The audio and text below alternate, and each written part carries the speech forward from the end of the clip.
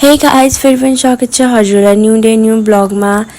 अझ हजुरले साथ सपोर्ट र अझै माया देखाइदिनु पर्यो मलाई। मेरो एक्जाम भइएको चाहिँ धेरै दिन भइसक्यो थियो। मलाई एकदम घरमा बसेर बोर लागेको छ। सो आज चाहिँ म उता नेपालगञ्जतिर बागेश्वरी मन्दिर जाँदैछु। अनि मेरो मायाको घर नि उतै हो, बोलाइराखेको थियो 3-4 दिन अगाडिदेखि।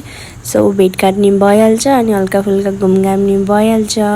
अनि म यहाँ रेडी भएर चाहिँ यहाँदेखि चाहिँ बाहिर निस्केँ। आज चाहिँ मैले स्कुटी नलग्ने सोचेँ किनकि मलाई स्कुटी चलाउनु एकदम झ्याउ लागिरहेको थियो। म चाहिँ गाडीमा नि आएको। सो यतिकै म कारगादो चौक नेपालगञ्ज पुगिसकेँ। मेरो मायाहरू बस्ने घर चाहिँ यही हो।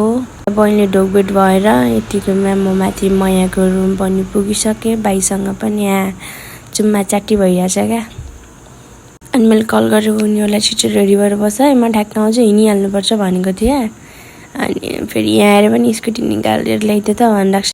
जे गरे नि म आज त मलाई स्कुटी चलाउन एकदमै बोर लाग्थ्यो क्या। यतिकैमा हामीहरू अटोमा बसेर लाग्यौँ हाम्रो मन्दिर बागेश्वरीतिर। फेरि पनि देख्न सक्नुहुन्छ बागेश्वरीको अवस्था अहिले एकदमै नाजुक छ। रिनोभेसन भइरहेछ, औषधि पानी भइरहेछ। अनि यहाँ घन्टी सन्टी बजाएर चाहिँ ढोक गरेर चाहिँ म भित्र इन्ट्री गरेँ। धेरैजना टाढा भएको यहाँ नआउनु भएकोले चाहिँ यहाँदेखि नै अब दर्शन गर्नु होला।